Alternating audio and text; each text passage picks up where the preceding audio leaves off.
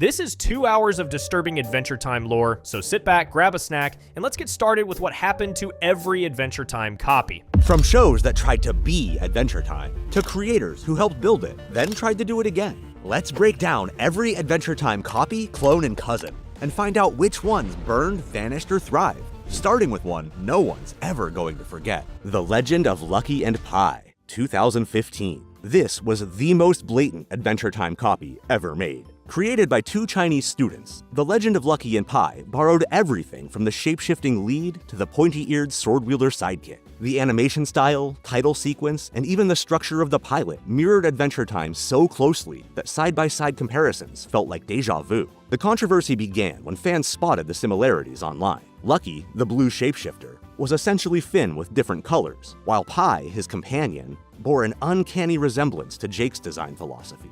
Even their adventure format followed the exact same beats. A weird problem appears, the heroes bumble through solutions, and an emotional moment resolves everything.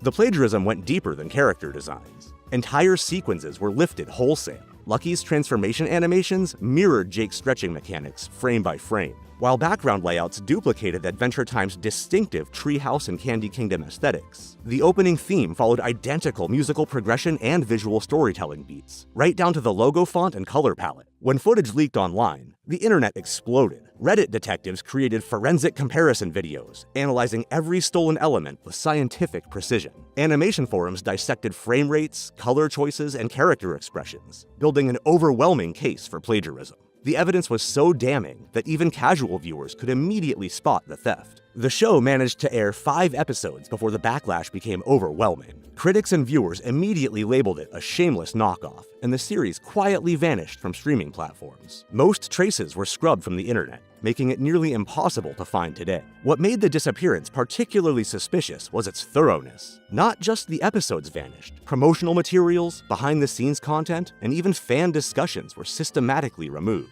The creators' social media accounts went dark, and the animation studio quietly closed. It was digital erasure on an industrial scale, suggesting legal action had occurred behind the scenes. The scandal became the poster child for cartoon plagiarism in the streaming era, proving that blatant copying would be called out in the age of social media. Want more breakdowns like this? Hit subscribe, because we cover every copycat, scandal, and comeback you were never supposed to see. The next show didn't steal. It was made by the same creator, Bravest Warriors, 2012 to 2018. Pendleton Ward's web series for Cartoon Hangover featured 4 teenage heroes traveling through space, saving the universe with the same blend of absurd humor and genuine heart that made Adventure Time legendary. Set in the distant future, Bravest Warriors followed Chris, Beth, Danny, and Wallow as they protected the galaxy while their parents mysteriously disappeared into another dimension. The show retained Ward's signature storytelling style. Silly surface plots hiding deeper emotional complexity, random musical numbers, and characters dealing with real feelings amid total chaos. Expectations were astronomical.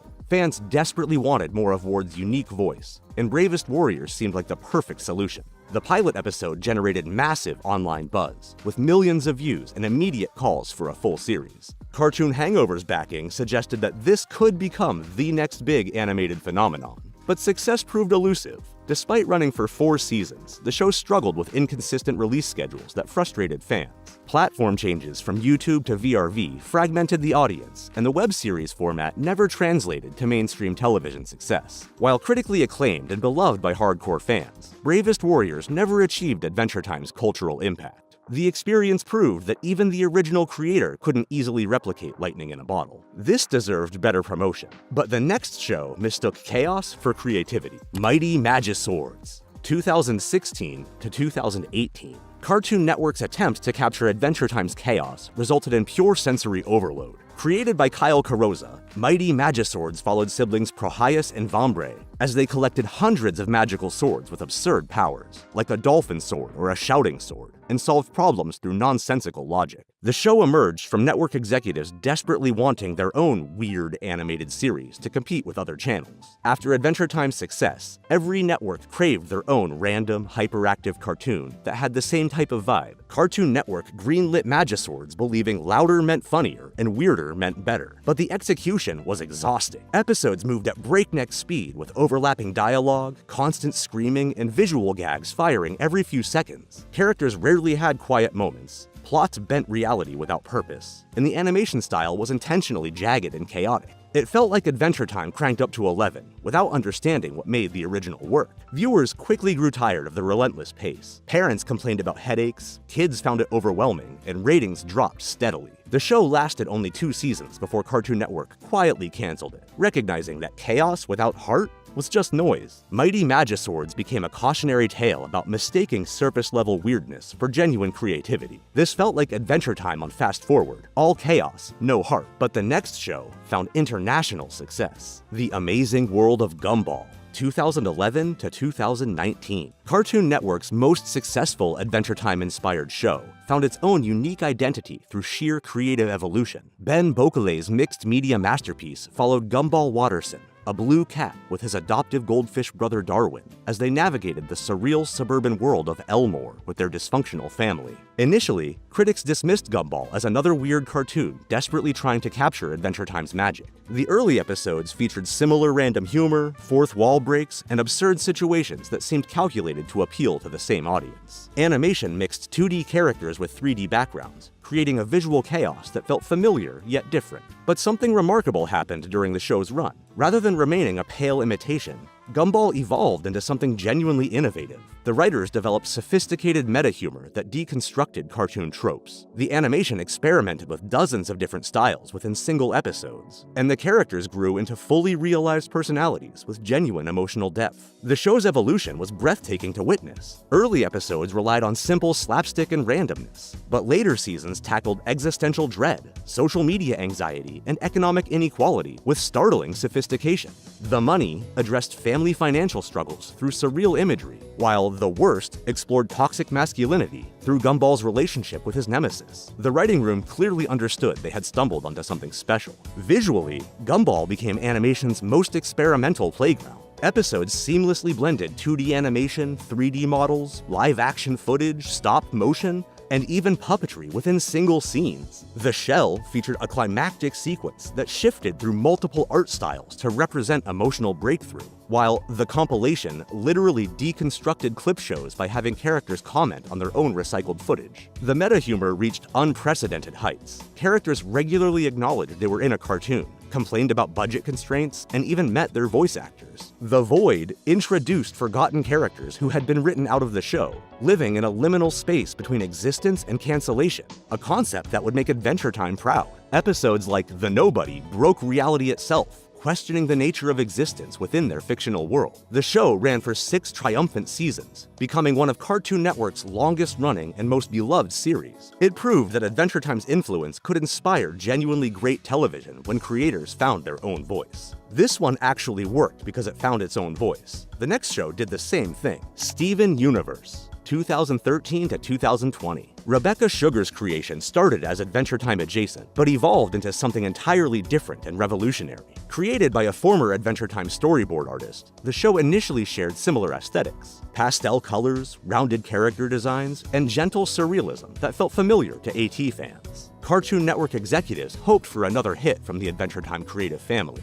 Sugar had worked on some of AT's most beloved episodes, including emotional classics like It Came from the Nightosphere and I Remember You. Her promotion to showrunner seemed like a natural extension of Adventure Time's success, promising similar whimsical adventures with magical elements. But Steven Universe quickly revealed deeper ambitions. What began as a boy living with magical alien guardians transformed into television's most groundbreaking exploration of identity, love, and acceptance. The show tackled LGBTQ+ representation, trauma, family dysfunction, and personal growth with unprecedented sophistication for children's television. Episodes like Garnet's Universe revealed complex relationships, while Steven's Birthday explored identity crises through literal transformation.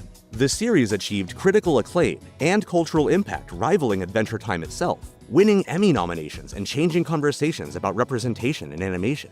Steven Universe proved that Adventure Time's creative team could spawn multiple successful properties, each finding their own voice while honoring their roots. This transcended being a copy to becoming essential viewing. But overseas, things got weird. Star vs. the Forces of Evil, 2015 to 2019. Disney's answer to Adventure Time featured a magical princess, but struggled with fatal tonal inconsistency. Darren Nefsey's show followed Star Butterfly, a dimension-hopping magical girl from Muni, and her best friend, Marco Diaz, as they battled monsters while navigating teenage life on Earth. Disney XD promoted it heavily as their flagship weird cartoon, positioning Starverses as their direct competitor to Cartoon Network's Adventure Time dominance. The early episodes delivered on this promise, featuring episodic adventures with quirky humor, colorful animation, and the kind of random magical chaos that made Adventure Time beloved. Star's unpredictable spells and Marco's grounded reactions created a dynamic reminiscent of Finn and Jake.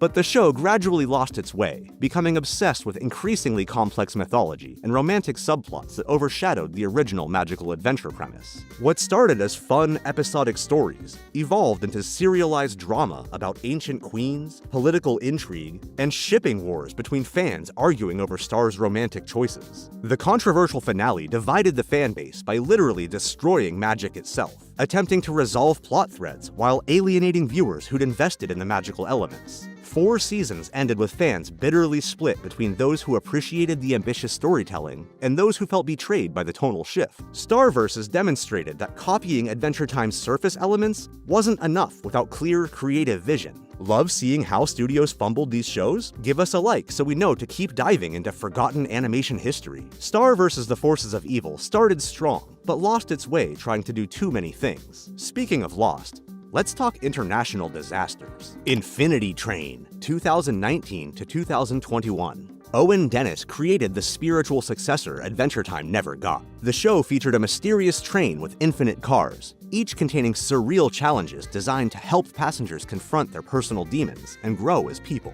What seemed like a simple sci-fi premise became television's most sophisticated exploration of trauma, identity, and healing. The series emerged from a viral pilot that fans campaigned for relentlessly. Dennis, a former Adventure Time storyboard artist, understood exactly what made Pendleton Ward's creation special. Weirdness with purpose, humor that masked profound emotional depth, and characters who grew through their bizarre experiences. The pilot's haunting imagery and emotional complexity immediately resonated with AT fans starving for similar content. The pilot's journey to the series was unprecedented. Released as a Cartoon Network short in 2016, it generated millions of views and spawned the Finish Infinity Train hashtag campaign. Fans created art, wrote letters, and organized social media blitzes demanding the network greenlight a full series. The grassroots movement lasted 3 years, proving that passionate audiences could still influence network decisions in the streaming age. When Cartoon Network finally greenlit the series, Infinity Train delivered everything fans hoped for. Each season explored different passengers. Tulip learning to process her parents' divorce through puzzle-solving cars, MT questioning her identity as a reflection person, and Grace confronting her toxic leadership through literal cult deprogramming. The metaphors were brilliant. Numbers on passengers' hands decreased as they resolved psychological issues, while the train's infinite nature represented the endless journey of personal growth. But HBO Max criminally canceled the series, despite critical acclaim and passionate fan devotion. The decision came during Warner Bros. Discovery's cost-cutting merger, prioritizing tax write-offs over artistic merit. Owen Dennis learned about the cancellation through trades, not directly from the network, a professional insult that devastated the animation community. Dennis's heartbroken Twitter responses became legendary among fans. He revealed planned storylines, shared concept art for future seasons, and thanked supporters while processing his grief publicly. The cancellation became a rallying cry against corporate disrespect for creators and audiences alike. Infinity Train became a symbol of networks fundamentally misunderstanding what made Adventure Time special in the first place. This was everything Adventure Time fans wanted in a successor. The cancellation still hurts, and, well, it wasn't the only one. Summer Camp Island, 2018 to 2023. Julia Pott's gentle take on Adventure Time's whimsy focused on friendship over chaos. The former Adventure Time storyboard artist created a softer, more contemplative version of magical adventures, following Oscar the Elephant and Hedgehog the Hedgehog during their stay at a summer camp run by magical witches. High expectations from Adventure Time alumni led to Cartoon Network's enthusiastic pickup. Pott had worked on some of AT's most emotionally resonant episodes, bringing a delicate touch to the show's more introspective moments. Network executives hoped she could capture that same magic while appealing to younger audiences seeking gentler content than Adventure Time's occasional intensity. But Summer Camp Island took a radically different approach. Instead of explosive chaos and random humor, episodes unfolded like bedtime stories, featuring quiet moments of wonder and friendship. Oscar and Hedgehog navigated magical situations with curiosity rather than violence, learning about empathy, creativity, and emotional intelligence through their supernatural encounters. Despite critical praise for its emotional depth and gorgeous watercolor animation, the show never found a large mainstream audience. 6 seasons concluded peacefully in 2023, having told its complete story without the dramatic cancellations that plagued other Adventure Time-inspired series. Summer Camp Island proved that Adventure Time's influence extended far beyond loud, chaotic cartoons into genuinely contemplative children's television. Underrated gem that deserved more attention. But the final show proves copying never works. 12 Forever, 2019. Julia Vickerman's show became Adventure Time's most spectacular failure. 12 Forever followed Reggie, a 12-year-old girl who refused to grow up and discovered a magical island where she could stay young forever, battling monsters and exploring fantastical realms with her friends Todd and Esther. Netflix heavily promoted the series as their direct Adventure Time competitor, positioning it as the streaming platform's flagship weird cartoon. The premise seemed perfect, a coming-of-age story wrapped in colorful adventure, featuring the kind of surreal humor and emotional depth that made Adventure Time beloved. Early promotional materials generated significant buzz among animation fans hungry for similar content. But everything collapsed almost immediately. The show was canceled after just 1 season amid serious allegations against creator Julia Vickerman, including reports of inappropriate behavior toward minors and workplace misconduct. The controversy completely overshadowed any artistic merits the series might have possessed, creating an impossible situation for both Netflix and fans. The scandal destroyed Netflix's confidence in Adventure Time-style programming, effectively killing their interest in similar projects for years. 12 Forever became a cautionary tale about separating art from artists, demonstrating how creator controversy could instantly destroy even well-funded animated series. The show's failure represented the darkest possible outcome for Adventure Time's cultural influence. The controversy overshadowed everything else about this show, and they'll regret it forever. Some of these shows deserve better. Others proved you can't fake heart or steal success. Adventure Time rewired animation, and these were the echoes that followed. Some brilliant, some broken. Which one do you think actually lived up to the hype? Drop your pick in the comments. Now let's move on to the worst episode in every Adventure Time season. Adventure Time is a show that's known for its creativity, humor, and surprisingly deep themes that resonate with people of all ages. But not every episode is a winner. Some feel lazy or forced. Others cross the line from funny to uncomfortable. And a few are just straight up boring. Like the time Jake refused to help his friend while he was in real danger. Or when things got weird and gross with a creepy dating lesson. Or when a boring mystery turned out to be caused by birds acting like birds. These episodes feel like filler, or like they just didn't know what to do with the characters. In this video, we're going to be talking about the worst episode from every Adventure Time season. But before we begin, make sure you're subscribed. Adventure Time Pilot. The original Adventure Time animated short from 2007, which served as the pilot for what would eventually become the beloved series, holds a disappointing 6.6 out of 10 rating on IMDb, and is surprisingly underwhelming when you actually watch it today. While many fans treat this pilot as some kind of sacred beginning to their favorite show, the truth is that it's a rough, unpolished mess that barely resembles the Adventure Time we all came to love. After sitting through its awkward 11 minutes, it's honestly shocking that Cartoon Network saw enough potential here to greenlight an entire series. Let me tell you what actually happens in this pilot episode, because it's way more basic than you'd expect. The story opens with Penn, who later becomes Finn, sleeping under a tree while Jake floats around claiming he can connect his mind to the internet and download dances. Right from the start, this feels incredibly forced and try-hard. Like the creators were desperately throwing random, quirky ideas at the wall, hoping something would stick. The whole internet connection concept makes absolutely no sense and feels like lazy writing designed to sound weird without any real purpose or logic behind it. The plot itself is painfully simple and boring. Princess Bubblegum gets kidnapped by the Ice King, and Penn and Jake have to go rescue her. That's literally the entire story. There's no depth, no interesting character development, no clever twists, and no real stakes that make you care about what happens next. They encounter some random enemies like an ice clops and a snow golem, throw snowballs at everything they see, and somehow manage to win through pure dumb luck rather than any actual skill or cleverness. The most ridiculous and nonsensical moment comes when Penn gets frozen by the Ice King and his mind supposedly gets transported back in time to Mars, where he randomly meets Abraham Lincoln. This scene is so completely disconnected and absurd that it destroys any immersion you might have built up. Lincoln gives Penn the most generic advice possible: believe in yourself. And then Penn magically breaks free from the ice block. It feels like the writers painted themselves into a corner and couldn't figure out how to resolve the conflict, so they just threw in whatever bizarre random idea popped into their heads. What really bothers me about this pilot is how flat and one-dimensional all the characters feel throughout. Penn acts like every generic cartoon hero kid you've ever seen, with no real personality beyond being brave and good. Jake exists purely to make random jokes and grow big whenever it's convenient for the plot. The Ice King is just a boring villain who steals princesses because that's what the story needs him to do. Princess Bubblegum barely speaks at all and only exists to be rescued, which feels especially dated and problematic when you watch it now. Even the voice acting feels completely wrong throughout the entire episode. None of the main voice actors from the actual Adventure Time series appear in this pilot, and you can really hear the difference. Everyone sounds stiff, unnatural, and uncomfortable, like they're reading their lines for the very first time, without understanding who their characters are supposed to be. It makes the whole thing feel amateurish and completely disconnected from what the show eventually became. The animation quality is noticeably cheap and rushed, too. All the character designs look off and wrong. Penn's hat is weirdly rounded instead of the iconic shape we know. Jake looks bloated and strange, and Ice King's beard is tiny and pointy instead of the flowing design from later episodes. The backgrounds feel empty and lifeless, completely lacking the detailed, lived-in quality that make the actual series so visually appealing and immersive. Everything looks like it was produced on the smallest possible budget, with very little time for any kind of polish or refinement. Most frustrating of all, this pilot completely fails to establish what eventually made Adventure Time truly special and beloved by millions of fans.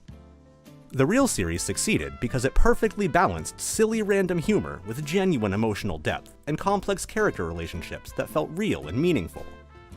This pilot has absolutely none of that heart, substance, or emotional resonance. It's just random events happening to cardboard cutout characters who never feel like actual people you could care about. Looking back now, it's honestly surprising that anyone at Cartoon Network saw enough potential in this rough, unpolished pilot to justify spending money on an entire series.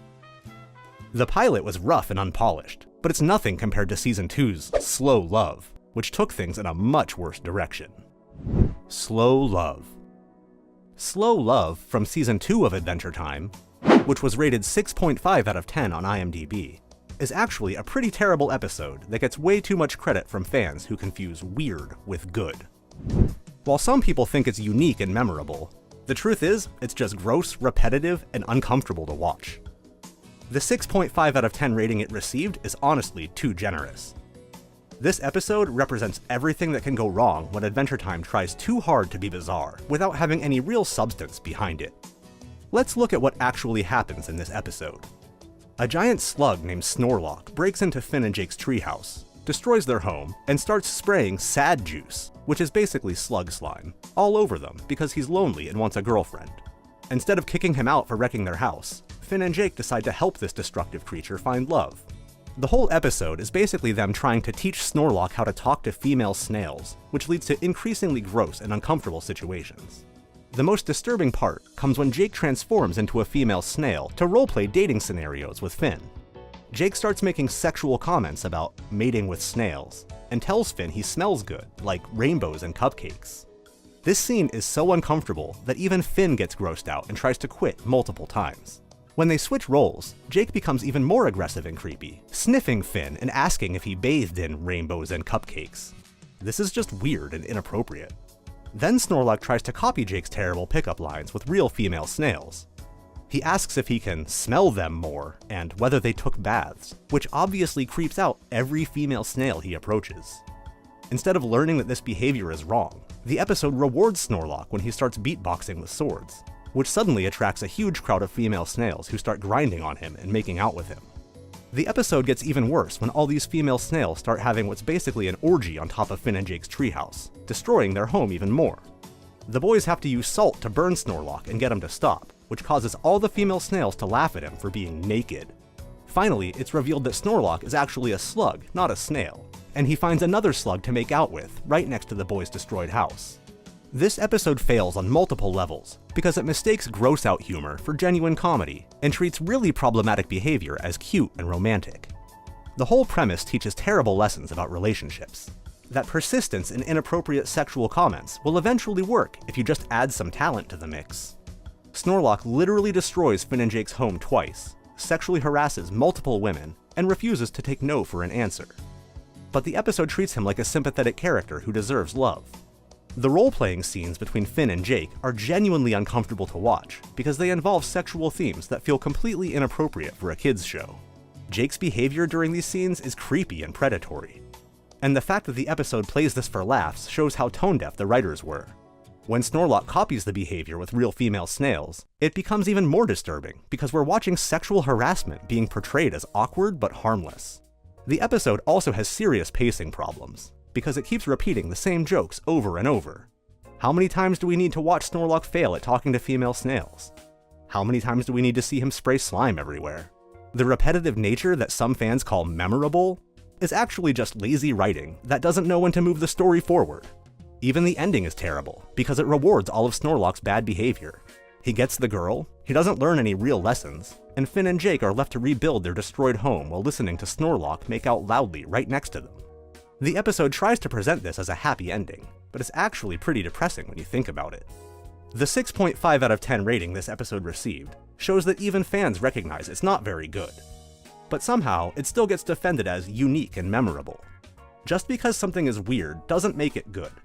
The fact that Cartoon Network kept replaying this episode doesn't mean it was popular. It probably just means they had limited content to fill time slots.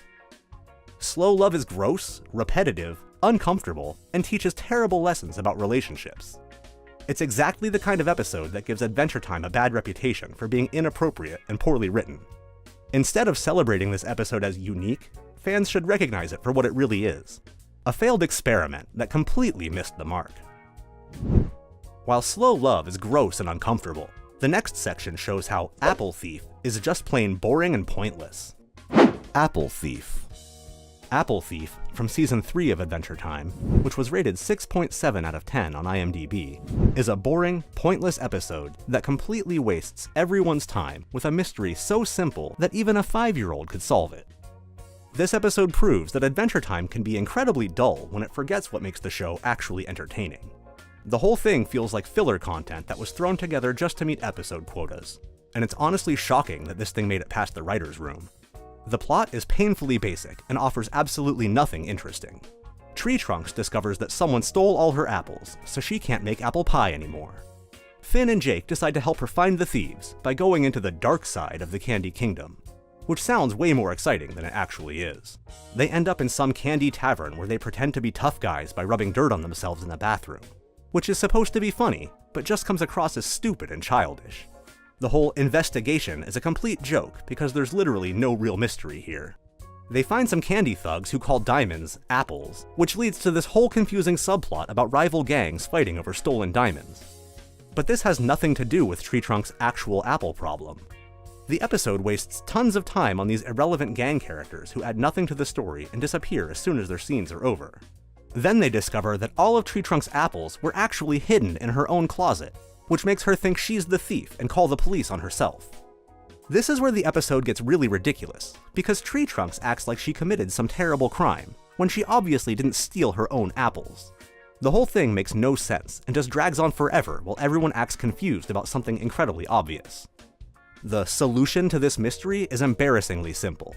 It turns out that magpies were stealing the apples from the Tree Trunk's trees and accidentally dropping them through a hole in her roof into her closet. That's it. That's the big reveal. Birds were being birds and dropping food by accident.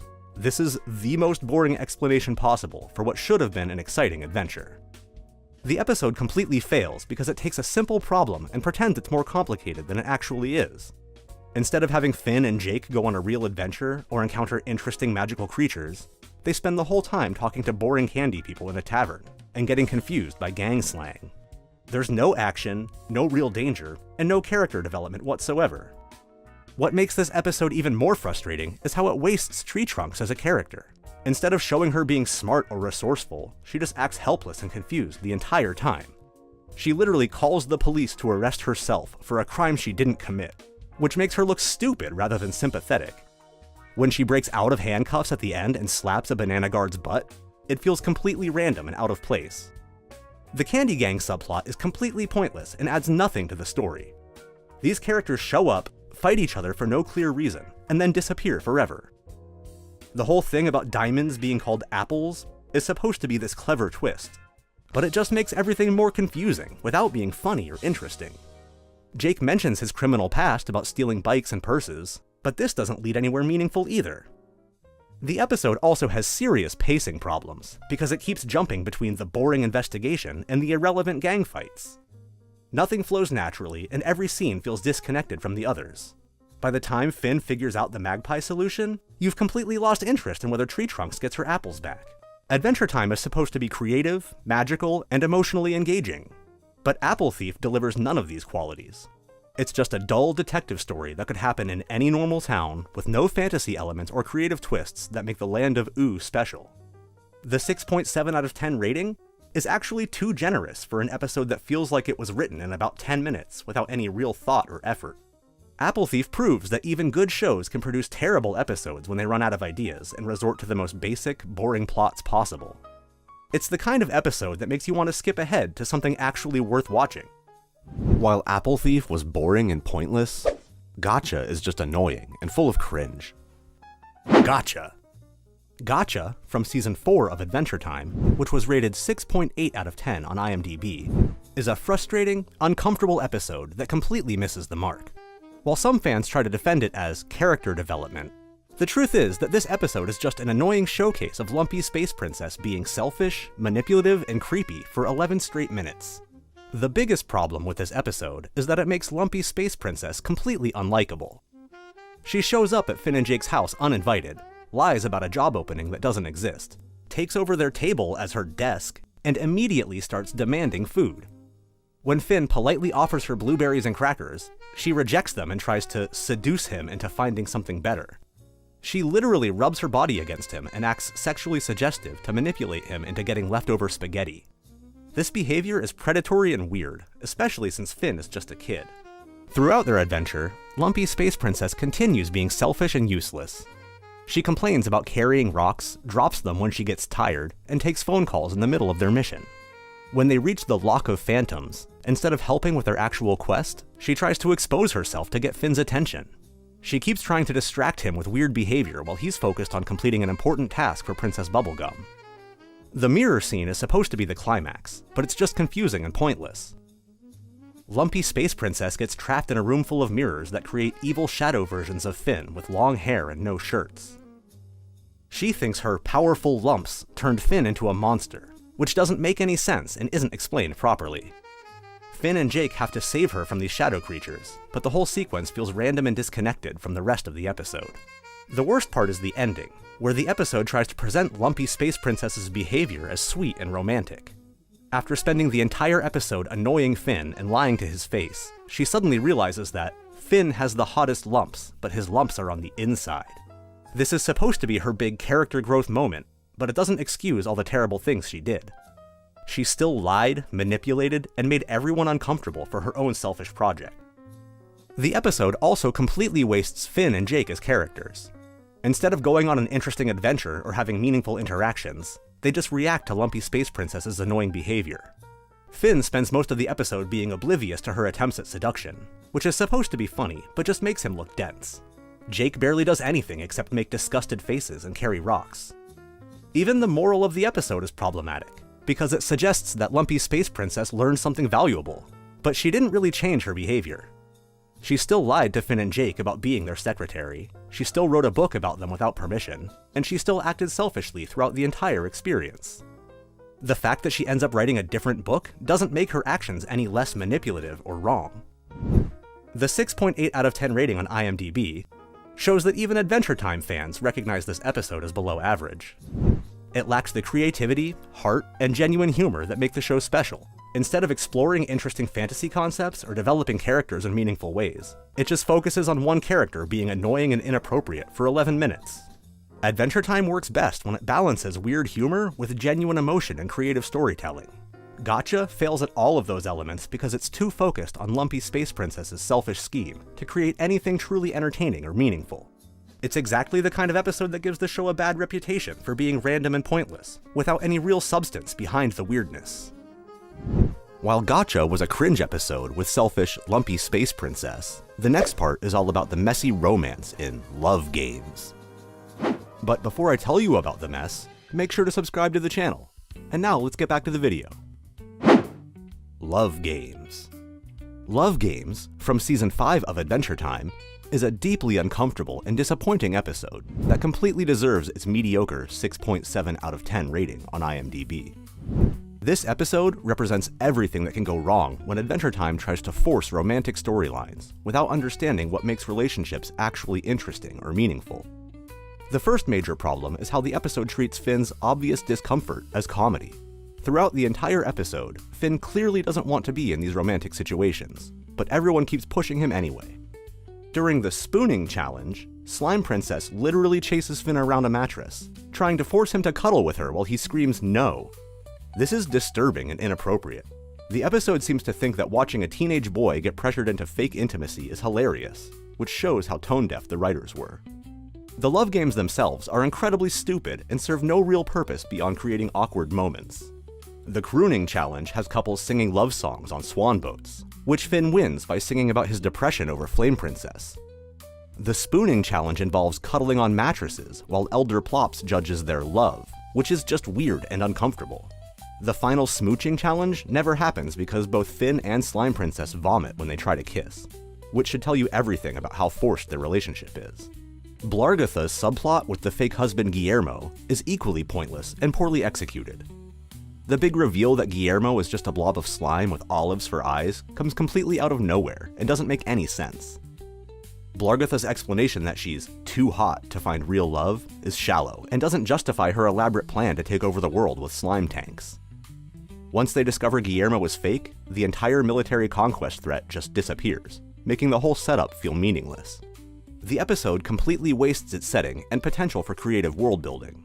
The Slime Kingdom could have been this fascinating, unique environment, but instead, it's just a gross wasteland with a random disco where Tree Trunks and Mr. Pig show up for no reason. Everything feels disconnected and thrown together instead of carefully crafted like the show's better episodes. What makes the episode especially frustrating is how it undermines Finn's character development. The episode begins with Finn declaring that he's done with dating and wants to focus on adventuring, which could have been meaningful growth after his painful breakup with Flame Princess. But instead of exploring this decision or showing him learning to be comfortable being single, the episode immediately forces him back into romantic situations that make him miserable and teach him nothing. The humor throughout falls completely flat because it relies on awkward sexual tension and uncomfortable situations, instead of the clever wordplay and imaginative scenarios that make Adventure Time funny. Jake's terrible puns about tanking and getting out in the lick of time feel forced and desperate. The whole episode seems like it was written by people who don't understand what makes relationships or comedy actually work. The ending is particularly unsatisfying because nothing is resolved in any meaningful way. Slime Princess keeps her kingdom, but only because her sister was disqualified for cheating.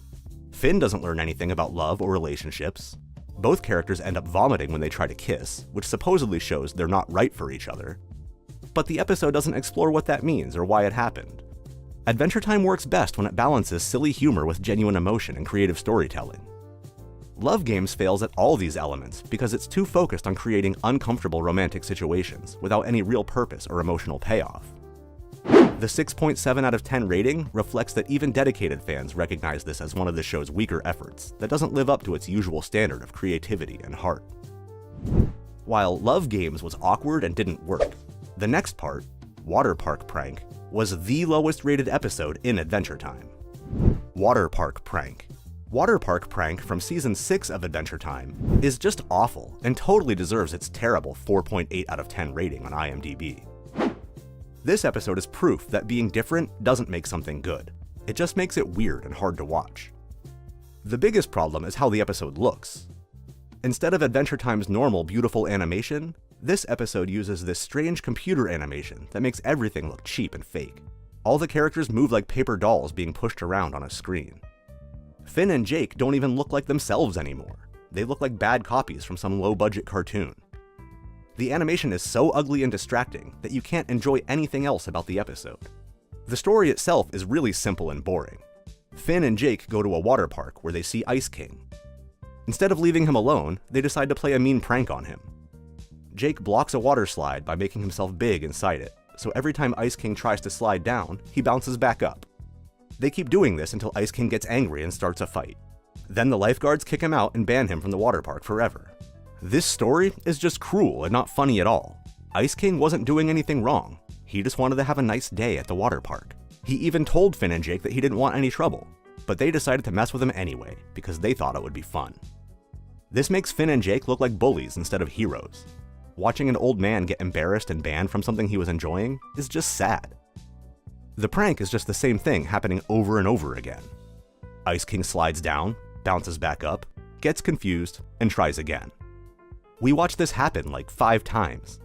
The episode thinks this repetition is hilarious, but it's actually just boring. Good comedy needs surprise and cleverness, not just doing the same gag repeatedly. There's also this weird side story about Finn getting infected with things called daddy sad heads. These are supposed to be parasites that make you too sad to get rid of them. Princess Bubblegum helps Finn by telling him to pretend they're jingle bells instead. This works right away, which makes the whole problem seem pointless. Then at the end, Finn gets infected again, so nothing was accomplished. This subplot feels like it was only added to make the episode longer. The water park setting is completely wasted too. Adventure Time usually takes boring places and makes them magical and interesting. But this water park is just normal and bland. There are slides, lockers, and showers. That's it. No weird creatures, no magical properties, no creative details that make you think, wow, this is cool. It's just a regular water park that could exist in any cartoon. Adventure Time is usually great because it mixes silly humor with real emotions and character growth. Even the funny episodes usually teach us something about friendship or help the characters learn and change. But Water Park Prank has none of that depth. Nobody learns anything, nobody grows as a person, and nothing meaningful happens. It's just 11 minutes of watching characters be mean to each other for no good reason. The weird animation style might have been okay if it made the story better somehow, but it's obviously just an experiment that the creators wanted to try without thinking about whether it would actually improve the episode. The result is something that looks and feels completely different from every other Adventure Time episode, and not in a good way. What makes Adventure Time special is how it can be weird and creative while still having heart and meaning. Water Park Prank is weird without any purpose behind it. It's creative in ways that make the episode worse instead of better. The 4.8 out of 10 rating shows that even people who love Adventure Time couldn't defend the episode. It's a perfect example of how trying to make something different can go completely wrong when you don't care about making it actually good. While Water Park Prank was a mess, President Porpoise is Missing just feels pointless and random. President Porpoise is Missing! President Porpoise is Missing, from Season 7 of Adventure Time, is honestly pretty disappointing, and that 6.7 out of 10 rating on IMDb makes total sense. This episode tries way too hard to be random and funny, but there's just nothing underneath all the weird stuff. The plot follows Finn and Jake as they get interrupted during a video game by breaking news that President Porpoise has gone missing. Since Jake apparently video chats with the president sometimes, they decide to find him before Vice President Blowfish takes over the government. They borrow Banana Man's submarine and head underwater to the Fish Parliament, where they're given 20 minutes to locate the missing leader. The big reveal at the end is that President Porpoise simply took a 3-day weekend and forgot to tell anyone about it. This ending completely undermines everything that came before it. After spending 11 minutes building up mystery and political tension, we discover that there was never any real problem to solve. The president wasn't kidnapped, there's no conspiracy, and nobody did anything wrong. He just went on vacation and had poor communication skills.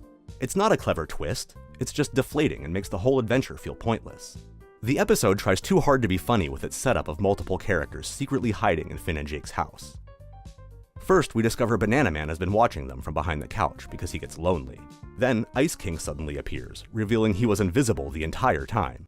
After they leave, even more characters emerge from various hiding spots, including Marceline and Princess Bubblegum.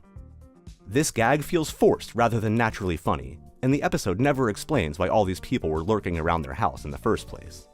The underwater political subplot lacks the depth and creativity that Adventure Time usually brings to its world building.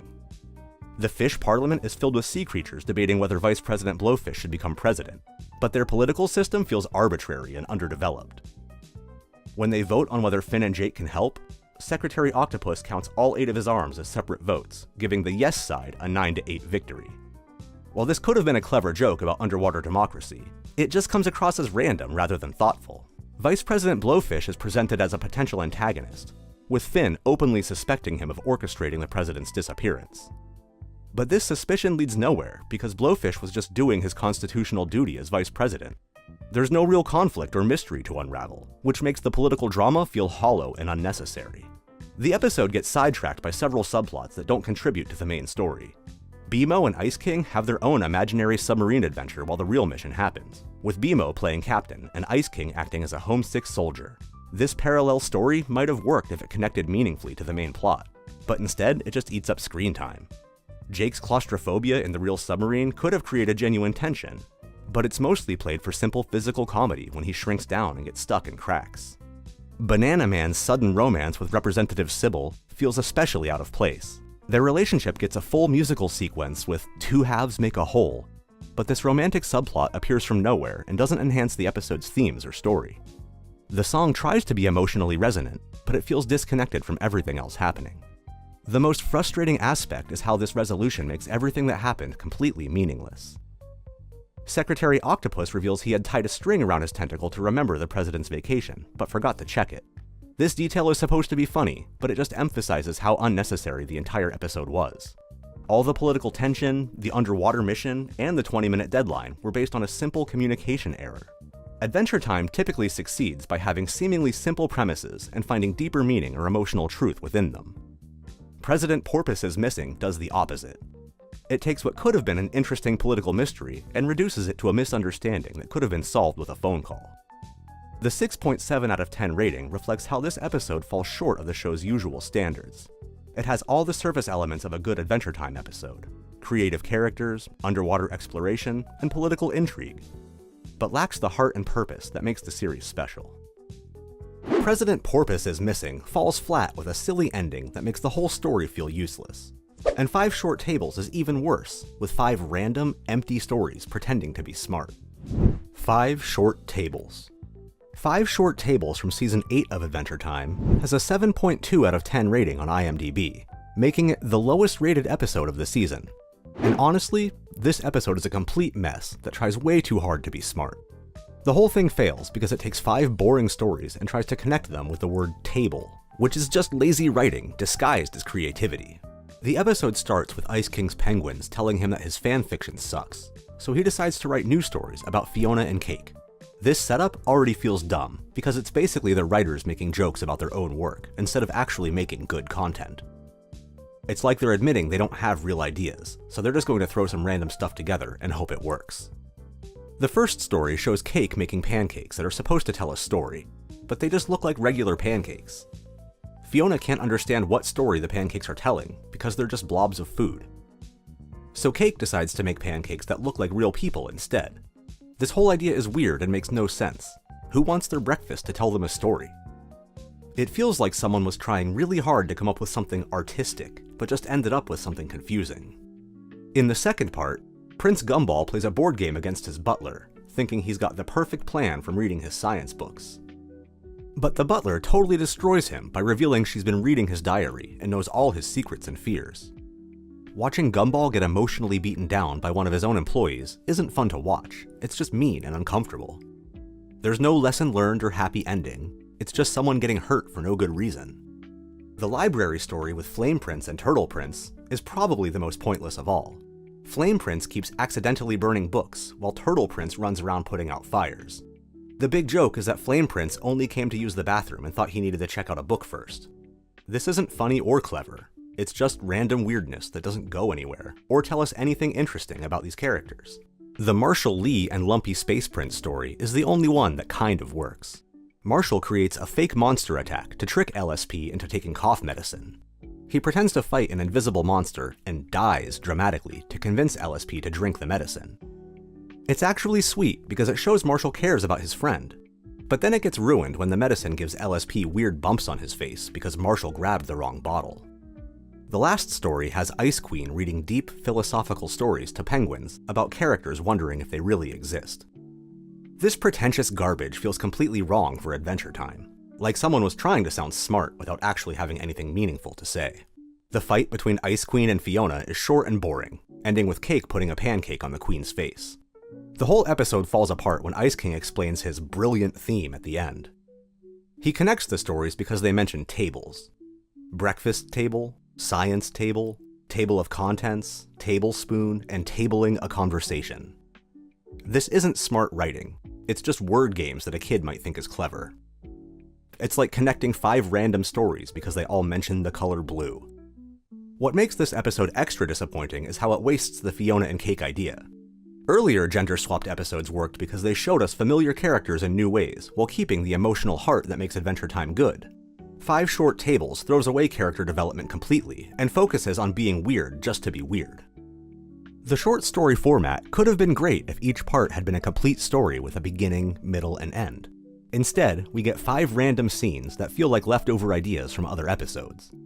Nothing gets solved, nobody learns anything, and the stories don't connect except for the dumb table wordplay. Adventure Time became popular because it mixed crazy humor with real emotions and character growth. 5 Short Tables has the crazy part, but completely misses the emotional part that made the show special. It's weird for the sake of being weird, without understanding what actually made the show's best episodes work so well. This episode feels like homework where someone had to write 5 stories using the same word, and the result is exactly as forced and fake as you'd expect. It's the kind of episode that makes you wonder if the writers were running out of good ideas and just threw something together to fill time. The forced wordplay in 5 Short Tables was bad, but Season 9's Fiona and Cake and Fiona made things even worse with confusing backstories. Fiona and Cake and Fiona. Fiona and Cake and Fiona from Season 9 of Adventure Time is a confusing mess that earned its disappointing 6.8 out of 10 rating on IMDb, making it stick out like a sore thumb in what was otherwise a really strong season. While most other Season 9 episodes were doing well with much higher ratings, this one episode managed to drag down the overall quality with its convoluted storytelling and missed opportunities. The biggest problem with this episode is that it completely ruins one of Adventure Time's most charming concepts. The original Fiona and Cake episodes were special because they were clearly Ice King's innocent fanfiction about gender-swapped versions of Finn and Jake. It was sweet and funny watching Ice King create these stories as a way to cope with his loneliness. But this episode tries to explain where Fiona and Cake came from by saying they're characters from some old TV show, which makes everything way more complicated and less magical. The twist that the woman isn't really Fiona is supposed to be this big reveal, but it just makes the whole episode feel pointless. We spend most of the time watching her show videotapes of adventures that didn't even really happen, and then find out she's just a lonely old lady who's obsessed with fictional characters. This could have been interesting if it was handled better, but instead it just feels like a waste of time. What's really frustrating is how the episode handles the meta-commentary about fanfiction and obsessive fandom. The Rabbit Lady is clearly meant to represent overly obsessed fans who get too invested in fictional characters. But the episode doesn't really have anything meaningful to say about this. She lies to Ice King, steals his stuff, and then just leaves without feeling bad about herself. There's no real resolution or lesson learned. The videotape segments themselves are boring and don't feel like real Fiona and Cake adventures. They're too dull and lack the creativity and energy that made the original Fiona and Cake episodes fun to watch. The mummy/Queen of Ooh subplot is particularly weak. It's just a basic stranger turns out to be a thief story that could happen in any cartoon. Ice King's characterization also feels off in this episode. He's supposed to be excited about meeting Fiona, but he comes across as more naive and gullible than usual. The episode tries to make us feel sorry for him when he gets tricked, but it's hard to care because the whole situation is so artificial and contrived. The episode also wastes Finn and Jake, who only appear briefly at the beginning and don't contribute anything meaningful to the story. Adventure Time works best when it focuses on the core relationships between its characters, but this episode sidelines them completely in favor of exploring some convoluted backstory that nobody asked for. Even the ending feels unsatisfying. The Rabbit Lady realizes she's like the mummy, meaning she's a thief and liar, but this comparison doesn't really make sense and feels forced. Then we get this weird scene where a red beam shoots into Ice King's head with more Fiona and Cake content, which is supposed to explain where his stories come from, but it just adds another layer of unnecessary complexity. The 6.8 out of 10 rating is particularly disappointing because Season 9 was actually doing really well overall. Most of the other episodes in the season were getting much higher ratings and positive fan reactions, which makes this episode's poor performance even more noticeable. It's like having one bad song on an otherwise great album. It really stands out and makes you wonder how it made it past quality control. This episode represents a rare misstep in what was otherwise a solid season. Instead of telling a simple, heartfelt story about friendship and imagination like the rest of Season 9, It gets bogged down in meta-commentary and origin explanations that make everything less magical and more confusing. The fact that this is supposed to be a Fiona and Cake episode but barely features the real characters just makes it even more disappointing for fans who are hoping for another fun adventure in the gender-swapped world. When the rest of the season was delivering quality content, this episode really dropped the ball. While Fiona and Cake and Fiona was confusing and messy, Ring of Fire is just a boring story about Tree Trunk's love life. Ring of Fire. Ring of Fire from Season 10 of Adventure Time is one of these episodes that sounds way more interesting on paper than it actually is when you watch it. Even though it got nominated for an Emmy, many fans found it pretty disappointing and gave it a 6.7 out of 10 rating, which is pretty low for Adventure Time standards. The episode focuses entirely on Tree Trunks and her romantic history, which is exactly what you'd expect from the title referencing her past relationships. When her first husband Randy calls, asking for his grandmother's ring back so he can propose to someone else, Tree Trunks starts reflecting on all her previous marriages. We get these long flashback sequences showing her relationships with Randy, Danny, a pirate, and Wyatt, her business partner, plus her current marriage to Mr. Pig. The biggest problem with this episode is that it completely abandons what makes Adventure Time actually good. Finn and Jake don't even appear or get mentioned, which immediately removes the heart and soul of the show. Adventure Time works best when it focuses on the core friendship between Finn and Jake. But Ring of Fire is just Tree Trunks talking about her love life for 11 minutes straight. Tree Trunks has never been a particularly compelling character to begin with. She's this overly sweet elephant who talks in a weird baby voice and constantly gets into romantic situations that are supposed to be funny but come across as creepy. Building an entire episode around her past relationships feels like a waste of time, when there are so many more interesting characters and storylines they could have explored instead. The flashback structure makes the episode feel disjointed and boring. Instead of having one coherent story, we just jump around between different time periods, watching Tree Trunks get married, leave her husbands, and move on to the next guy. Each relationship follows the same basic pattern. She meets someone, they get married quickly, something goes wrong, and she abandons them. It gets repetitive really fast. The episode tries to present Tree Trunks as this adventurous, independent woman who lived this wild life before settling down, but it doesn't really work. Her adventures mostly involve her being selfish and abandoning people when things get difficult.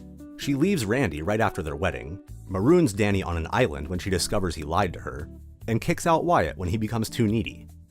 None of this makes her seem cool or adventurous. It just makes her look like she's bad at relationships. Even the episode's attempts at being mature fall flat. The show's creator mentioned this was supposed to be the most sex-mad episode they ever made, but it just comes across as awkward and inappropriate. Tree Trunks running around naked on a beach and talking about tight men feels completely out of place in Adventure Time. The show works best when it keeps things innocent and focuses on friendships and growing up, not weird adult content. The ending tries to be all heartfelt and meaningful, with Tree Trunks realizing that her current life with Mr. Pig and Sweet Pea is her greatest adventure. But this moral lesson feels forced and unearned, because we've just spent the whole episode watching her be terrible to everyone she's ever been with. Why should we believe she's changed, when she's shown no real growth or self-reflection? Mr. Pig's jealousy subplot is also really annoying. He follows Tree Trunks to the diner because he's worried Randy wants to steal her away, then crashes through the ceiling like some kind of action hero. It's supposed to be funny, but it just makes Mr. Pig look pathetic and insecure. The fact that Tree Trunks lied to him about where she was going doesn't help either. The episode's Emmy nomination probably had more to do with the technical aspects like animation and voice acting than the actual story quality. Just because something gets nominated doesn't mean it's actually good.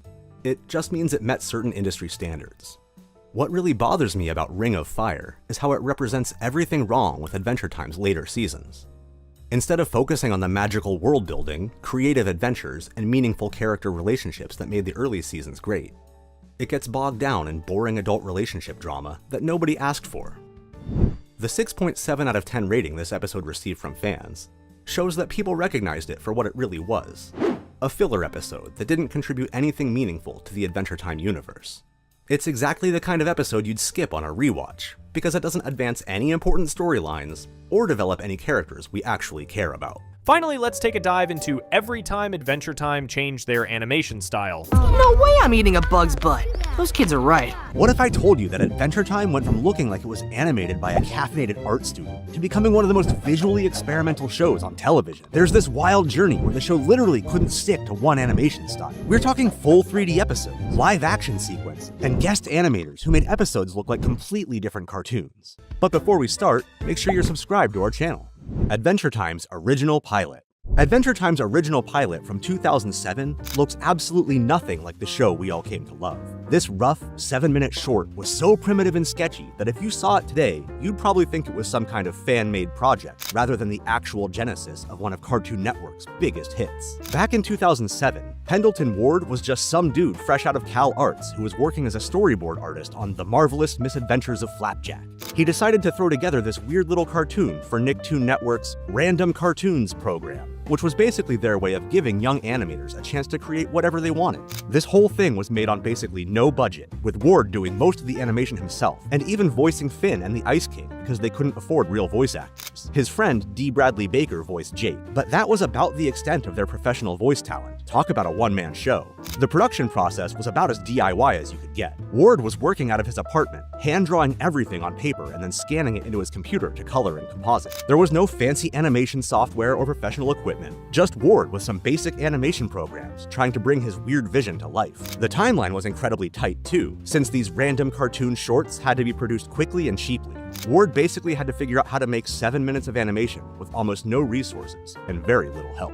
You can tell this thing was made in someone's basement because everything about it screams indie project. The characters look like they were drawn with a shaky hand, with line work that varies in thickness and consistency from frame to frame. The backgrounds are just basic color splashes with minimal detail, looking more like abstract paintings than actual environments. The animation is so choppy that Finn and Jake move around like broken marionettes, with jerky movements that jump from pose to pose instead of flowing smoothly. It's got that raw, underground comic book vibe that's either charming or painful to watch, depending on how you feel about rough animation. The character designs were wildly different from what we'd eventually see. Finn looks more angular and alien, with a pointy face and weird proportions that make him seem less like a heroic kid and more like some kind of bizarre creature. His hat was less refined and sat differently on his head, and his overall design had this primitive quality that made him look like a rough sketch rather than a finished character.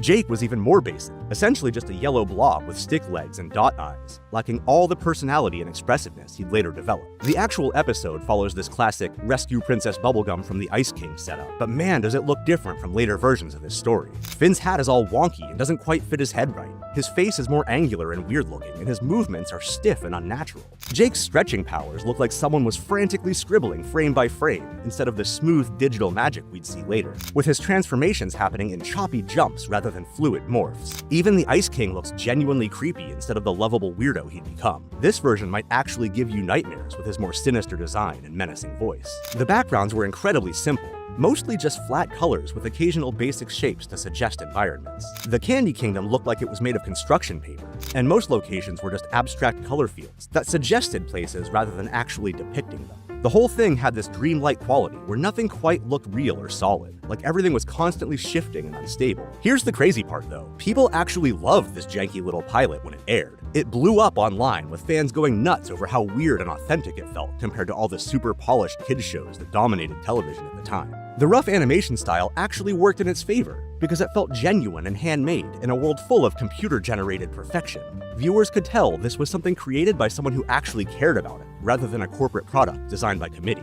The pilot attracted significant attention on animation forums and blogs, with people sharing clips and discussing how refreshing it was to see something so raw and experimental on television. But despite the positive fan reaction, Cartoon Network wasn't ready to bite yet. The network was still pretty conservative about what they'd put on the air, and this weird little cartoon was probably too experimental for their comfort level at the time. So Ward had to wait 3 whole years, continuing to work on other projects while developing Adventure Time further, before they finally gave him the green light for a full series. That rough, who cares if it's perfect attitude from the pilot basically became Adventure Time's whole thing throughout its entire run. Even when the show got a real budget and professional animators, they never lost that experimental spirit that made the pilot special. The willingness to prioritize creativity and weirdness over technical perfection became one of Adventure Time's defining characteristics. This pilot proved you don't need Disney-level animation to tell amazing stories. Sometimes the rough edges make it even better and more memorable than slick professional work.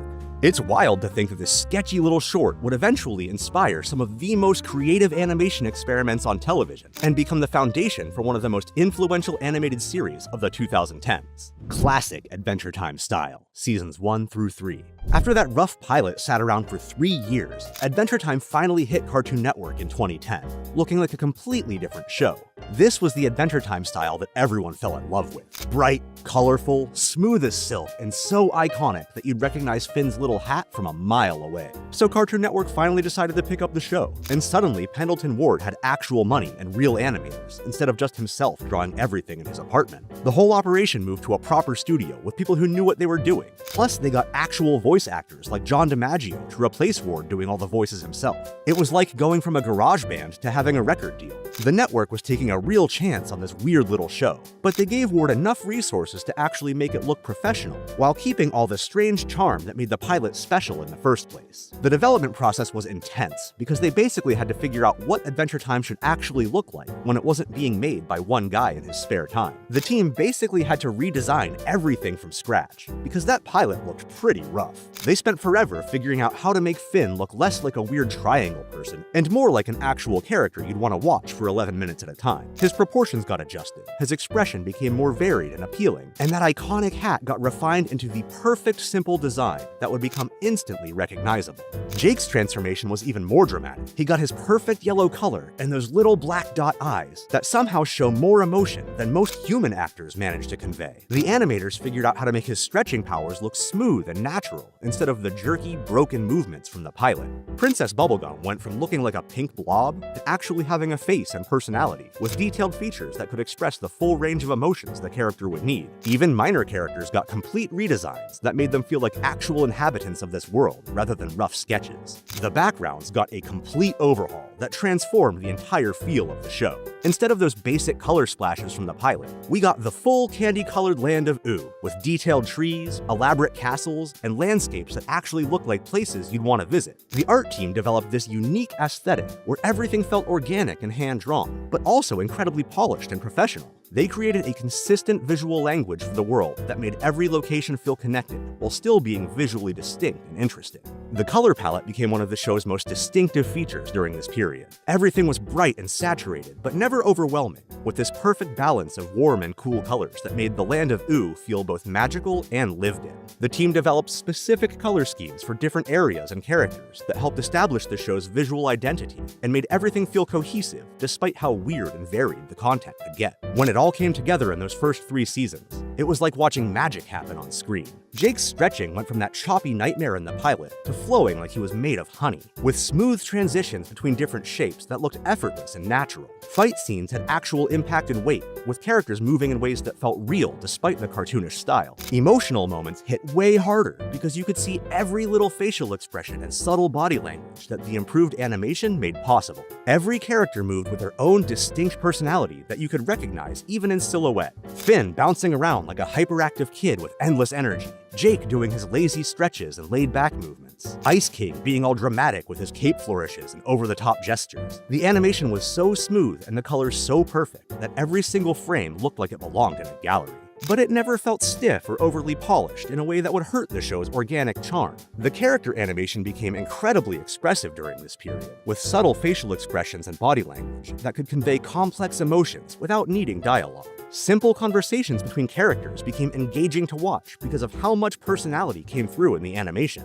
Background characters got their own distinct movement styles and visual quirks that made the world feel populated with actual individuals rather than generic crowd fillers. Fans went absolutely nuts for this new look when the show started airing. The show blew up immediately, with people obsessing over the art style that somehow managed to look both simple and incredibly detailed at the same time. Online communities started sharing screenshots and fan art trying to capture that distinctive Adventure Time aesthetic. Suddenly, every other cartoon was trying to copy that Adventure Time vibe with the organic shapes and bright colors, but none of them could quite capture the specific magic that made the original work so well. The merchandise explosion was incredible because the characters looked amazing on everything. Those simple but perfect designs worked just as well on a t-shirt as they did on screen, leading to tons of successful products that helped fund the show's continued production. The visual appeal of the characters made Adventure Time a merchandising goldmine, while also establishing the show's cultural cultural impact. This became the Adventure Time look that everyone thinks of when they hear the name. Even when the show started going completely wild with different animation styles later on, this classic season 1 through 3 style was always what they came back to as their baseline. It proved you could take something weird and rough around the edges and turn it into something that looked professional without losing what made it special in the first place. Most importantly, it set Adventure Time up as this visual powerhouse that other shows spent years trying to copy. And it was just the beginning of all the crazy experiments that were coming. Refined standard style, seasons 4 through 6. By seasons 4 through 6, Adventure Time had basically figured out how to make every single frame look absolutely gorgeous. The animation was so smooth and detailed that you'd probably find yourself pausing episodes just to stare at how good everything looked. The show was doing really well at this point, so the animation team had more money to work with and way more experience making these characters move around. They'd been drawing Finn and Jake for years now, so everything just flowed better. Jake's stretching looked like liquid magic. Facial expressions were way more subtle and realistic, and even boring stuff like characters walking around looked amazing. Plus, they started doing more movie-like camera work with dramatic lighting and cool angles that made regular scenes feel epic. Having more cash meant they could spend way more on individual shots and hire better animators who could pull off stuff that would have been impossible back when they were working with basically no budget. The improvements were crazy to watch if you were paying attention. Jake's stretching went from looking pretty good to looking like actual liquid magic, and characters started showing way more emotion in their faces without having to say anything. Even simple things like wind blowing through trees or water moving in the background became way more detailed and realistic. Conversations between characters got this movie treatment where they'd use different camera angles and lighting to make everything feel more important and dramatic. You could tell something was changing around season 4 when episodes started looking way more polished than before. The backgrounds got incredibly detailed. Instead of just pretty colors, you'd get these elaborate landscapes with tons of little details hidden everywhere. Character designs stayed true to the original Adventure Time look, but got more sophisticated, and the animators were clearly getting more confident about trying complex scenes with multiple characters and crazy action sequences. They started using specific colors to make episodes feel different from each other. So a sad episode might have cooler colors, while an action episode would be full of warm, intense colors. The lighting became this huge part of how episodes looked and felt. Instead of everything being evenly lit like early episodes, they started using shadows and dramatic lighting that could make a simple conversation feel like a major movie scene. Some episodes started looking almost painterly, like the backgrounds were actual paintings that someone had brought to life. It was still definitely Adventure Time, but it looked like Adventure Time with a Hollywood budget. This is when Adventure Time started dropping episodes that looked like they belonged in theaters instead of on TV. I Remember You and Simon and Marcy had this cinematic quality with gorgeous lighting and atmospheric effects that made every scene feel important and emotional. You could see every little emotion on characters' faces, and the backgrounds told their own stories through all the little visual details. The Lich episodes looked legitimately scary with shadows and color palettes that would fit right into a horror movie. The animation was still definitely Adventure Time, but it was Adventure Time that looked like it had a massive budget and unlimited time to perfect every detail. The action scenes got way more intense and well planned during this period. Fight scenes had actual weight behind them where you could feel every punch and kick, but they still kept that cartoonish Adventure Time charm. Crowd scenes with tons of characters all doing different things became possible, making the land of Ooo feel like a real place with lots of stuff happening, even when Finn and Jake weren't around. The background started telling their own stories too, with little details that would reveal stuff about the world or the characters without anyone having to explain it. People started freaking out about how good the show looked during this period.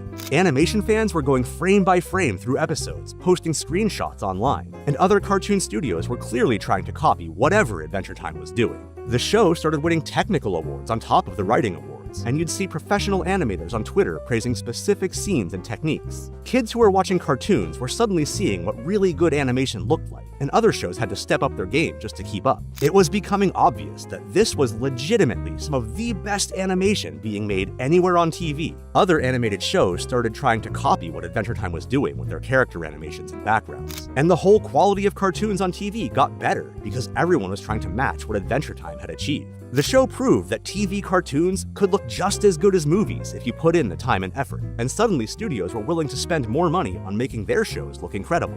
This polished era basically set Adventure Time up as the gold standard that every other cartoon tried to match. All those smooth animation techniques and detailed backgrounds became the baseline for what the show could do, which made it possible for them to go completely wild with experimental stuff later on. You can't break the rules effectively unless you've already proven you can follow them perfectly. And seasons 4 through 6 showed that Adventure Time could make traditional animation look absolutely incredible before they started getting weird with it. But we're not done with seasons 4 through 6 just yet. 3D glitch style. A glitch is a glitch.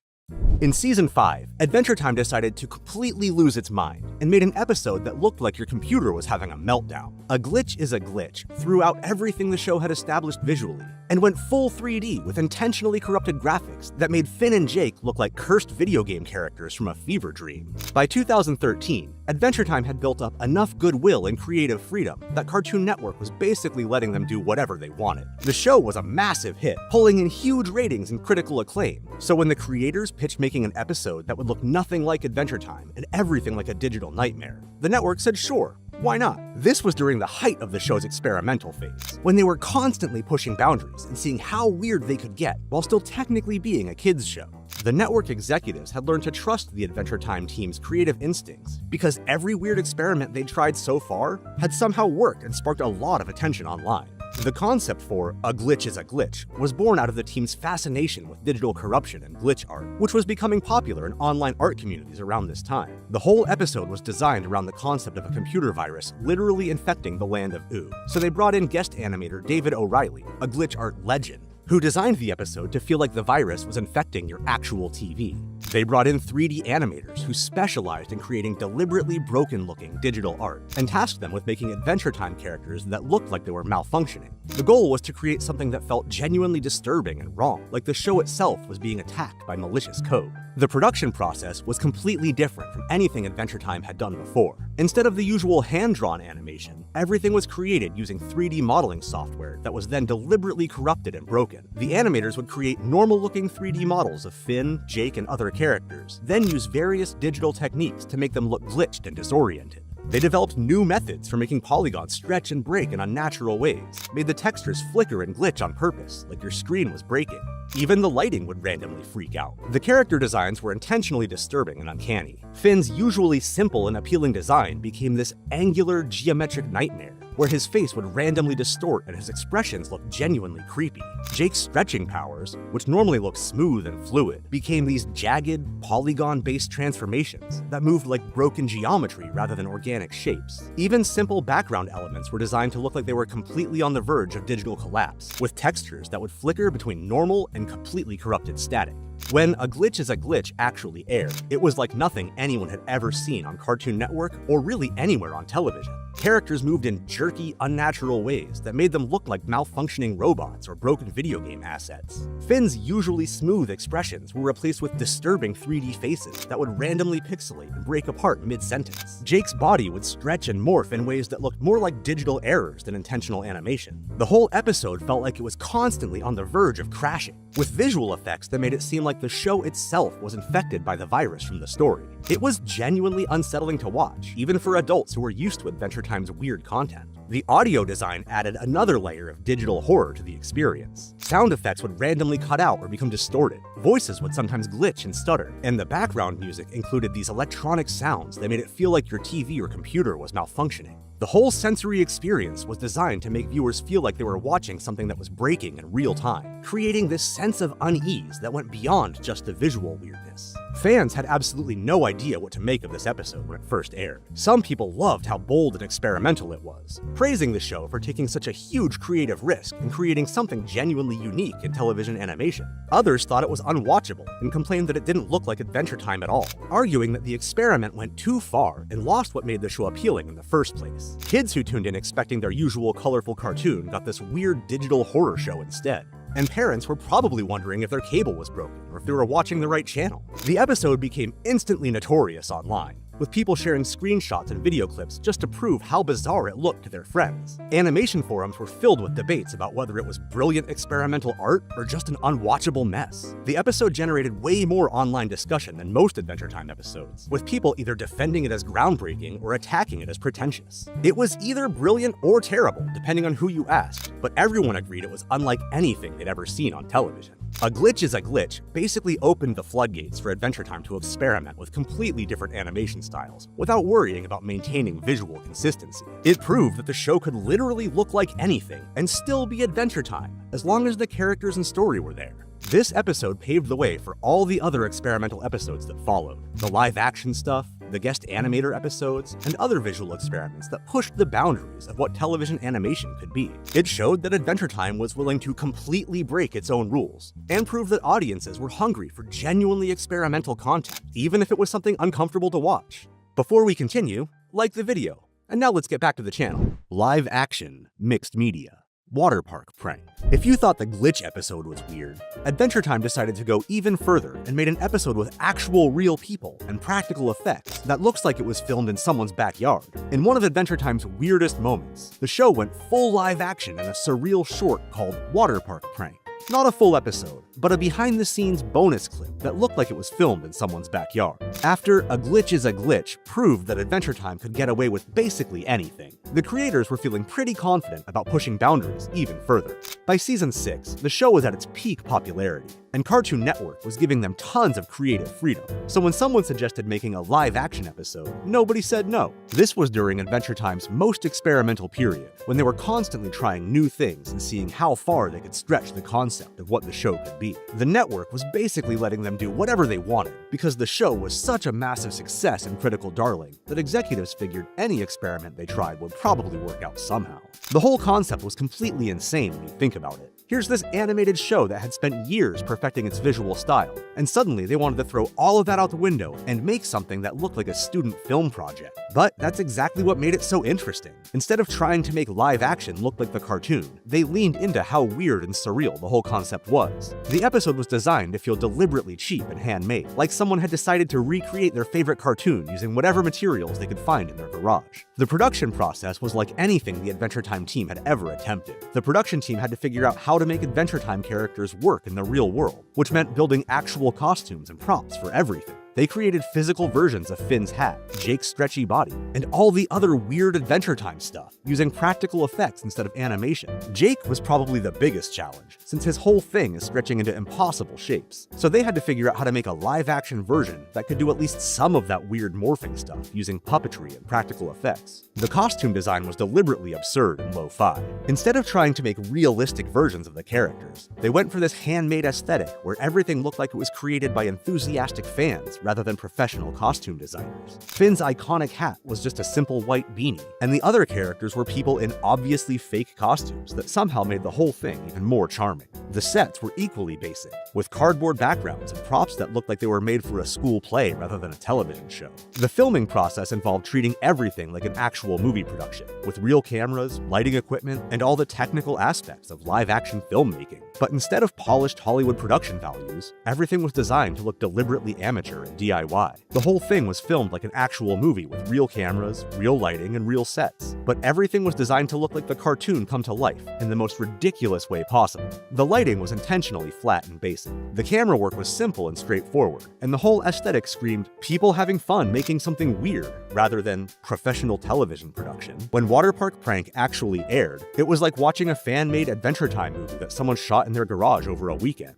Finn was played by a real person wearing that iconic hat. Jake was this weird stretchy puppet thing operated by people you could sometimes see in the background. And all the background characters were people in costumes that looked both amazing and completely absurd. The whole episode had this surreal quality where you knew you were watching Adventure Time, but your brain couldn't quite process that it was real people instead of drawings. It felt like being in a dream where cartoons had somehow become reality, or like watching a really elaborate cosplay video that somehow made it onto television. The acting was deliberately over the top and theatrical, with everyone delivering their lines like they were performing in a community theater production. The voice actors from the animated show were still doing the voices, but now you were watching real people move their mouths to dialogue that was clearly recorded separately.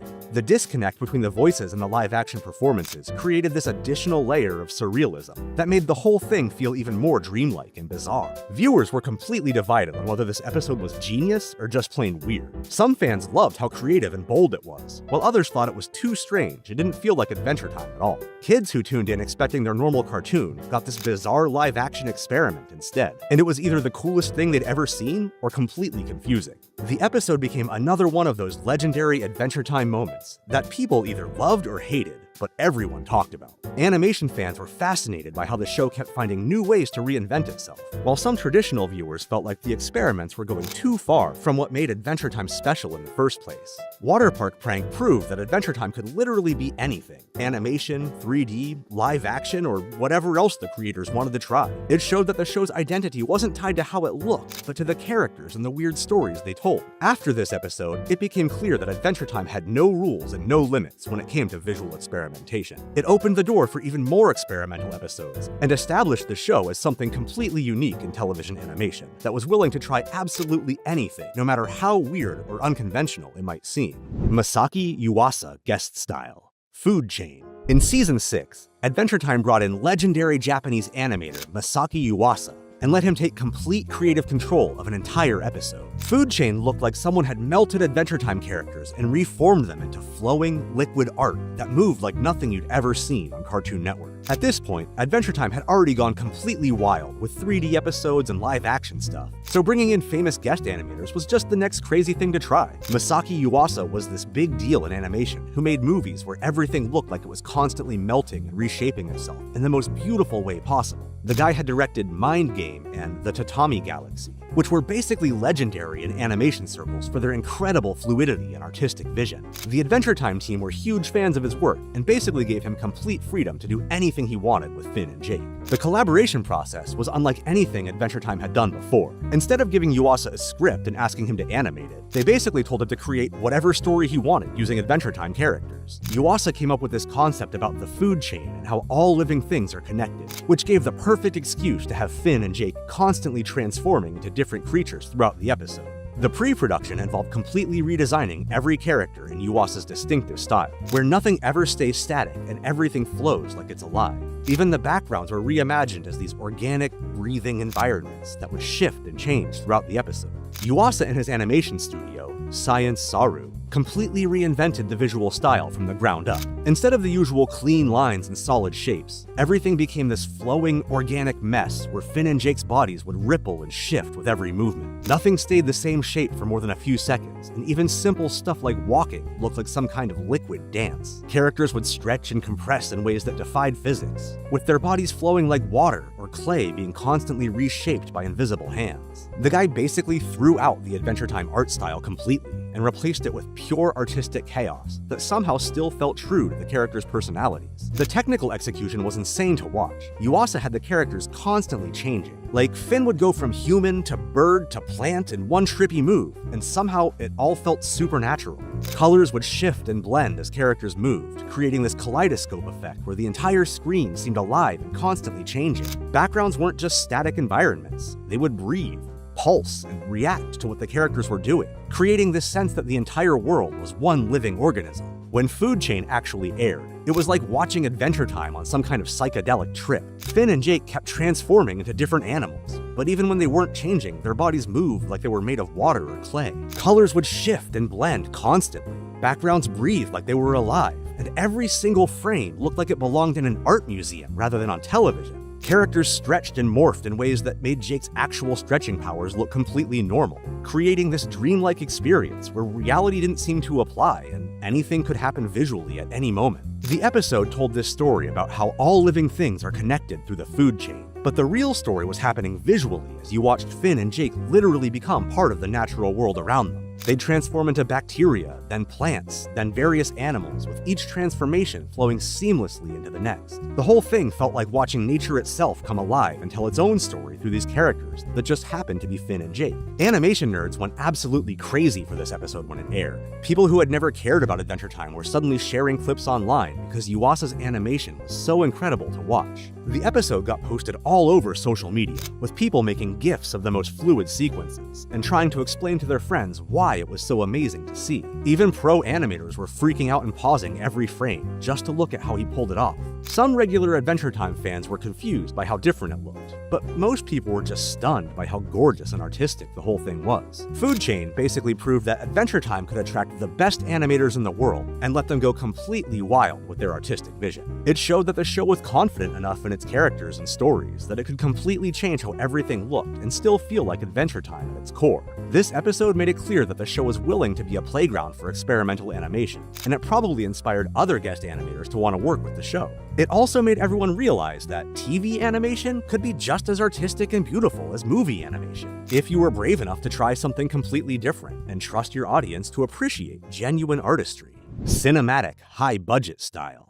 Stakes miniseries. The Stakes miniseries in Season 7 looked like Adventure Time had suddenly gotten a movie budget and decided to make every single frame absolutely gorgeous. It had dramatic lighting, insanely detailed backgrounds, and action scenes that looked like they belonged in theaters instead of on Cartoon Network. By 2015, Adventure Time was making Cartoon Network tons of money, so when the team wanted to do something special focused on Marceline's backstory, the network was willing to throw serious cash at it. The whole thing was designed to be this major event that would look and feel different from regular episodes. Since the show had already proven they could experiment with crazy visual styles, the next step was seeing how amazing they could make regular Adventure Time look when money wasn't an issue. This was also happening during Adventure Time's peak years, when the show was winning awards left and right and getting recognized as one of the best animated series on television. Stakes got the movie treatment. Months of prep, more animators, and a budget that made regular episodes look tiny. They brought in extra animators who specialized in different techniques, used lighting tricks that made everything look dramatic and moody, like scenes from a movie. The team planned out these incredibly complex action sequences that would need movie-level coordination between multiple departments. Character designs got subtle upgrades to work better with the new lighting techniques, and even simple things like walk cycles were redone to look more realistic and fluid. Everything was designed to feel more epic and important than normal episodes, like they were secretly making an Adventure Time movie and splitting it into 8 parts. The attention to detail during production was insane. Animators were spending days on single shots that would normally take hours. Background artists were creating these elaborate environments with multiple layers of depth and detail, and the lighting team was treating every scene like it needed to work in a darkened theater.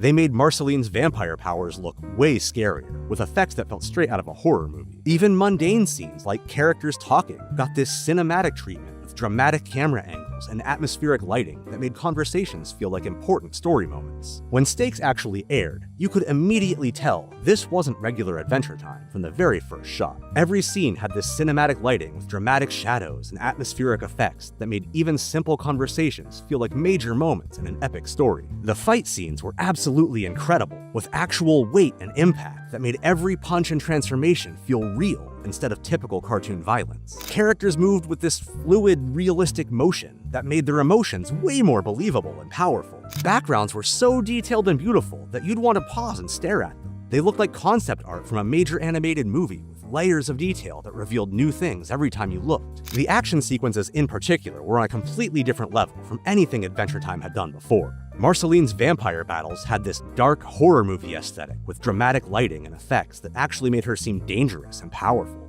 The fight scenes felt like real movie scenes.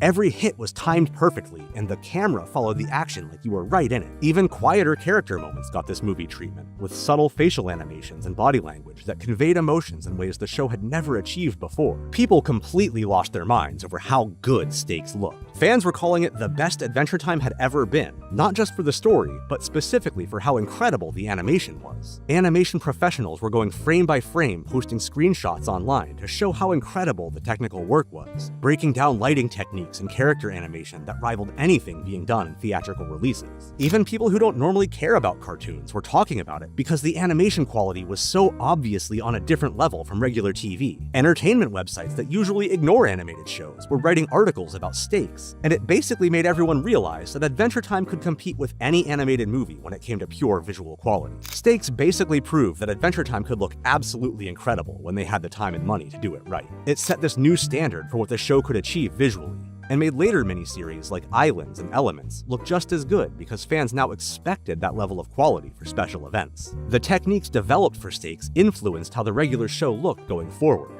with improved lighting and more detailed backgrounds becoming more common in normal episodes. Most importantly, it showed that TV animation could be just as beautiful and cinematic as movie animation when given proper resources, and it probably made other animated shows realize they needed to seriously step up their game if they wanted to compete with what Adventure Time was doing. Stakes essentially redefined what television animation could look like, and set a new bar for quality that the industry is still trying to match. Special experimental styles, various dream sequences, fantasy scenes, other guest episodes. Adventure Time didn't just save its crazy visual experiments for special episodes. The show was constantly trying out different art styles for random scenes, dream sequences, and fantasy moments that would last anywhere from 30 seconds to entire segments. It was like the animators couldn't help themselves from trying new things every chance they got. Once Adventure Time became this huge hit, every cool artist and animator wanted to work on it because they knew they'd actually get to do something creative instead of just following strict style guides. The show became this magnet for talented people who wanted to try experimental stuff, and the regular team was always looking for excuses to switch up the visual style whenever a scene called for something different. Whether it was someone having a weird dream or remembering something from the past, the animators saw it as a chance to go wild. Independent artists who normally worked on gallery pieces or experimental films suddenly found themselves contributing to a Cartoon Network show, bringing techniques that had never been seen on television before. The production process for these experimental segments was completely different from regular episodes. Instead of following the standard Adventure Time animation pipeline, guest artists would often work independently, creating their segments using whatever techniques they preferred, whether that was traditional hand-drawn animation, digital painting, collage work, or even stop-motion elements. The regular team would then figure out how to integrate these wildly different pieces into the episode, creating this patchwork aesthetic that somehow always felt cohesive. What started as simple color changes for dream sequences quickly escalated into full-blown art style switches that could happen multiple times in a single episode. The team realized that audiences not only accepted these changes, but actually got excited about them, so they started getting more and more adventurous. Every flashback became an opportunity to try a different technique. Every fantasy sequence was a chance to experiment with something they'd never done before. And guest artists started contributing brief segments that looked completely different from the rest of the show. Some episodes would feature 3 or 4 distinct visual styles, creating this anthology feel where each scene had its own unique identity. The variety of techniques they experimented with was absolutely incredible. Some segments used photo collage elements mixed with traditional animation. Others employed watercolor techniques that made everything look like it was painted on paper. And still others used deliberately crude drawing styles that looked like they were made by children. Certain dream sequences featured constantly shifting visual styles that would morph from one technique to another within the same scene, creating this hallucinogenic effect that perfectly captured what being inside someone's subconscious might actually feel like. The results were some of the most memorable moments in the entire series. Pahoy had Finn's pillow fort adventure animated in this soft watercolor style that made everything feel like you were actually inside a dream made of blankets and childhood imagination. King Worm was basically a showcase for how many different art styles they could cram into one episode, with some parts looking like crayon drawings, others resembling abstract paintings, and still others that looked like they were animated using cutout paper techniques. The flashbacks in Simon and Marcy used this faded documentary-style animation that made the post-apocalyptic scenes feel genuinely heartbreaking instead of just cartoonish. Character-specific visual styles became a recurring thing throughout the series. Tree Trunk's romance fantasies consistently got animated like cheesy soap operas with soft focus and dramatic lighting, while Marceline's dark memories were rendered in gothic styles with heavy shadows and muted colors. BMO's imagination sequences looked like old video game graphics with pixelated edges and bright artificial colors. The Ice King's terrible fanfiction episodes were animated in deliberately amateur styles that perfectly matched his character's artistic limitations, complete with wonky proportions and inconsistent character designs that made them feel like actual fan art. Episodes featuring guest artists became these special events where fans would spend hours trying to spot which parts looked different from the regular Adventure Time style. Natasha Allegri animated sections of Bad Little Boy in her own distinctive style that was softer and more detailed than the usual character designs. Other episodes had brief segments by different artists that would completely change the look for just a few minutes, creating these moments of visual surprise that kept viewers constantly engaged and wondering what they'd see next. The technical execution of these segments required incredible coordination between different departments. The regular Adventure Time team had to figure out how to make these wildly different visual styles work within the same episodes, matching audio to visuals that might look completely different from scene to scene, and ensuring that the experimental segments enhanced the storytelling rather than distracting from it. Fans went absolutely crazy trying to catalog every single visual experiment the show did. People would make compilation videos showing all the different art styles from individual episodes, and online communities became obsessed with identifying which guest artist was responsible for which weird segment. These experimental moments often got more attention than the main storylines, with animation enthusiasts going frame by frame to analyze techniques, and art students studying episodes to see how many different styles they could spot in a single 11-minute episode. Adventure Time basically trained an entire generation of viewers to expect the unexpected when it came to animation. The show proved that you could completely change your art style in the middle of an episode, and people would love it instead of getting confused. Other cartoons started trying their own visual experiments because Adventure Time had shown that audiences were hungry for creative risks and artistic innovation. More importantly, it established that there were no rules about what animation had to look like. As long as the characters and story were solid, the visuals could be literally anything the creators wanted to try, and fans would be along for the ride. Conclusion. And there you have it. Adventure Time's completely insane journey from a janky 7-minute pilot to one of the most visually experimental shows ever put on television. We've watched this weird little cartoon transform itself 10 different times, breaking every rule about what animation was supposed to look like. What's wild is that Adventure Time never lost its soul through all these changes. Whether Finn and Jake were broken 3D models, live-action puppets, or flowing liquid art, they always felt like the same characters. Adventure Time completely changed how we think about animation.